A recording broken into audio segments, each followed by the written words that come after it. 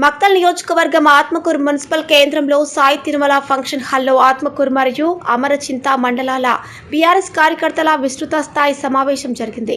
రాబోయే పార్లమెంట్ ఎన్నికల్లో కారు గుర్తుకు ఓటు వేసి మండే శ్రీనివాసరెడ్డిని గెలిపించాలని మక్తల్ మాజీ ఎమ్మెల్యే చిట్టం రామ్మోహన్ రెడ్డి, దేవరకద్ర మాజీ ఎమ్మెల్యే ఆల వెంకటేశ్వర్ రెడ్డి, నారాయణపేట మాజీ ఎమ్మెల్యే ఎస్ రాజేందర్ రెడ్డి కార్యక్రమంలో భాగంగా మాట్లాడటం జరిగింది.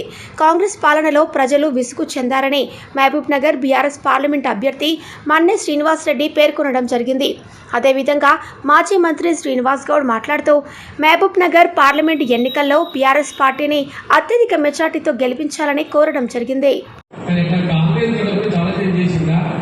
అప్పుడు కూడా ఎమ్మెల్యేలు ఒక గ్రామ పంచాయతీ రాయన అంటే గ్రామ పంచాయతీ ముఖం మీ కాంగ్రెస్ వాళ్ళది. వాస్తవం ఒక ఆస్తి గవర్నమెంట్ కీరికి పెడితే కూడా తీసుకొని దర్దమా కాంగ్రెస్ ప్రభుత్వం అప్పట్లో. ఇట్లా ఎన్ని చెప్పాలని సాధన అన్న నేను కూడా మీలకు కార్యకర్తగా పనిచేసే అవకాశం నాకు రోజు కలిగింది. ఎన్నో రోజుల తర్వాత 15 తర్వాత తప్పకుండా మీ అనుకుంటా ఎవరు వచ్చినా ఏం వచ్చినా ఈ రోజు బయటంతా పెట్టడంలో తెలుసా మీకు? మన శరీరంలో ఒకటి రక్తం దానం చేస్తాం. మనం శరీరంలో రక్తం దానం చేస్తాం. ఎందుకు దానం చేస్తాం? మనకు కోపం ఎక్కువయ్యో లేకపోతే ఎవరికి అవసరం కూడా దానం చేస్తాం. అట్లా దానం చేసిన రక్తం అది మనకు పోయినంతా కూడా సార్. అప్పుడు ఆ పాత రక్తం ఏం చేయొచ్చు? గుడ్డు ఎక్కడ పోవాలి? అడ్రస్ ఎక్కడ పోవాలి? దయచేసి మీ మనసాలు ఏమన్నా కలిగిపడండి. మనకి ఎవరు రావడానికి మనమే చేస్తున్నాం. ఎవరు రావడానికి మనమే చేస్తున్నాం. ఎందుకు మనం చేస్తున్నారంటే ఈరోజు ప్రభుత్వం అది కాదు కాబట్టి. మొన్నమానే మన దగ్గర ఇదే మీ మున్సిపాలిటీలో ఆత్మకూరులో ఒక లారీ ఆపేట ఒక ఎస్ఐ దళితుడు వాళ్ళకి పోస్టింగ్ ఇదే ఇప్పిస్తే లారీ నాకు ఏమంటాడంటే నాటకాలు ఇద్దరికి సిఏకి ఎస్ఐ లేదు సీఏ సార్ ఆపుకున్నాడు. సీఏ నీకు లేదు ఎస్ఐ చెప్పాడు నేను ఇంత నాటకాలు ఆడుతున్నాను రమ్మంటారా స్టేషన్ అన్నాను. లేదు సార్ ఒక 5 నిమిషాలు టైం పెట్టాను. తర్వాత వాళ్ళు ఏం మాట్లాడుకోరు కానీ ఇద్దరు కలిసి నాకు వదిలిపెట్టాడు. ఇట్లా నడుస్తుంది సరే పెట్టేటట్టు కాదు నేను. ఎందుకంటే చిన్నప్పటి నుంచి రాజకీయంలో ఉన్నాం, రాజకీయంలో వెళ్ళిన రాజకీయంలో కూడగొట్టుకున్నాం, రాజకీయంలో ప్రాణాలు కూడగొట్టుకున్నాం, రాజకీయంలో ఓడిపోయినాం, గెలిచినాం, మళ్ళీ మళ్ళీ కూడా గెలిచి చూపిస్తాం. ఇది 12 సార్లు ఒకసారి కాదు 2 సార్లు కాదు 12 సార్లు మా కుటుంబం ఎమ్మెల్యే నిలబడ్డది. దాన్ని 8 సార్లు గెలిచి చూపించినాం మేము. అట్లా చూపించమని చెప్పండి. ఇవ్వలేదు సార్, కాంగ్రెస్ వెళ్ళాడు, ఇవ్వలేదు. ఈరోజు మేము చేసిన దాన ధర్మానికి మనం చేసి రాసుకున్నాం అని చెప్పాడు. 8 సార్లు మోసుకున్నా. ఇట్లా మా దగ్గర 120-30 కోట్ల ఆస్తి ప్రభుత్వ పరంగా చేయాలి. మా పెద్ద సార్ మా నాన్న రాసి పెట్టిపోయాడు. దాన్ని ప్రభుత్వ పరంగా చెప్పి అమ్మా నువ్వు మినిస్టర్లు కదా చెయ్యంటే శాత కాకపోయా. బీమా ప్రాజెక్టు పూర్తి చేయడం అది ఒకసారి కాదు 2 సార్లు కాదు, ఇది 3వసారి పార్లమెంట్ గెలవడం.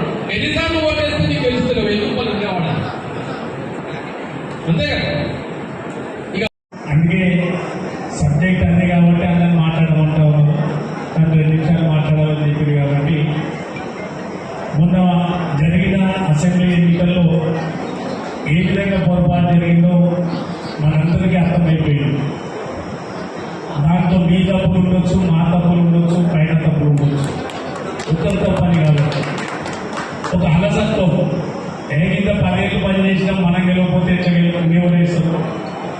రాష్ట్రాన్ని తెచ్చిన కేసీఆర్ గారు, రాష్ట్రాన్ని తెచ్చిన గులాబీ పార్టీ ఈ 10 ఏళ్ల కాలంలో భగీరథ లాంటి పథకాలు, పాలమూరు రంగారెడ్డి లాంటి పథకాలు, మన రైతు బంధు లాంటి పథకాలు, అంటే దేశానికి ఆదర్శంగా ఇన్ని పథకాలు పెట్టి అందరికీ లబ్ధి చేకూర్చి ఇంత గొప్పగా చేసినాక మనం ఎందుకు గెలవలే అన్న ఆలోచనతో మనం ఉన్నాం.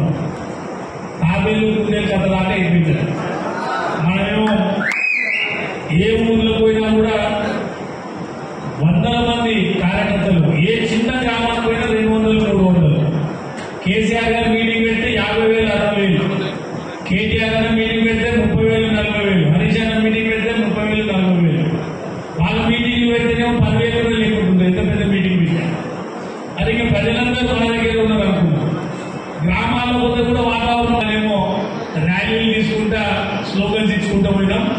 కాంగ్రెస్ వాడు మంచిగా గ్యారెంటీ కార్డు పట్టుకొని ఇంట్లో కూర్చున్నాడు. గ్యారెంటీ కార్డు పట్టుకుపోయిండు. ఇంట్లో 10 నిమిషాలు కాదు 15 నిమిషాలు ఇంట్లో ఇన్ని ఓటర్లు ఉంటే అన్ని ఓటర్ల మైండ్ తిన్నాడు. ప్రజలు కూడా ఏమనుకున్నారు, కేసీఆర్ ఇచ్చేటి ఎట్లా వస్తున్నాయి అది ఇన్నిసార్లు భ్రమలో ఓట్లు వేసిండు. ఆ కష్టాలు ఈ 4 నెలల కాలంలో చూస్తున్నాం. 2014 కంటే ముందు కాంగ్రెస్ గవర్నమెంట్ ఏ కష్టాలు ఉండేనో మళ్ళీ అవే కష్టాలు రిపీట్ అయినాయి. కరెంట్ లేక ఇబ్బంది, తాగునీళ్ళు లేక ఇబ్బంది, సాగునీళ్ళు లేక ఇబ్బంది, కొనుగోలు సెంటర్లు లేక ఇబ్బంది. అందుకే నేను మీ అందరి కార్యకర్తలను కోరేది ఒకటి, ఎలక్షన్లు వచ్చినప్పుడు జిద్దు మీద పనిచేయాలి. మనం ఆ 15 రోజులు 20 రోజులు మనసు పెట్టి పనిచేయాలి. తెలంగాణ ఉద్యమం ఓడిపోవడమే, కానీ ఆ ఓటుకి 5 ఏళ్ళు భరించాల్సి వస్తుంది. ఎవరు వేదిక మీద ఉన్నారో అందరం బాగానే ఉన్నాం. ఎవరు కష్టపడుతున్నారు, ఎవరు అవమానపడుతున్నారు, ఎవరు ఇబ్బంది పడుతున్నారు, ఊర్లో ఉండే కార్యకర్తలు. ఓటు చేసినాం అనుకో ఏమవుతుంది, రేవంత్ రెడ్డి ముందే టీవీలో చెప్పాడు, మీ అబద్ధాలే వాళ్ళకి ఇష్టమవుతుందా, అందుకే మేము ఆ అబద్ధాలు చెప్తామని అన్నాడు. ఆయన అన్ని అబద్ధాలు చెప్పినాక మనం ఓటు చేసినాక కూడా ఆయన ఒక్క పని కూడా చేయకపోతే మళ్ళా మనం ఓటేస్తే ఏమంటాడు, కొన్ని ఎంత తిక్క కొడుకులు చేయకపోతే కూడా ఓటేసి నేను ఎందుకు చేయాలి, ఆడవాళ్ళతో రైతులతో పెట్టుకోవద్దు చెయ్యాలని చెప్పి చేస్తారు. అవునా కాదా? ఎందుకు చెప్తున్నా అంటే ఇలా మన ప్రభుత్వం లేదు, ఎమ్మెల్యేలో ఓడిపోయినాం అయిపోయి ఇంతకే మీరందరూ మరి మా ప్రభుత్వం లేదు ఎమ్మెల్యేలు ఓడిపోయినా చల్లగా ఉంటే నడవదు చేయడానికి వచ్చినాం. మనం ఏదో అధికారం కోసం రాలేదు. ఈ బీఆర్ఎస్ పార్టీ కానీ అధికారం కోసం ముందనే తెలంగాణ తీసుకురావడానికి పుట్టింది ఈ పార్టీ. 14 సంవత్సరాలు ఎన్నో కష్టాలు పడి, ఎన్నో పోలీసు లాఠీలు తిని, ఎన్నో సార్లు అప్రతిష్ట పాలై, ఎన్నోసార్లు మర్యాద పొడగొట్టుకొని ఎంతో కష్టపడి 14 సంవత్సరాలు కష్టపడి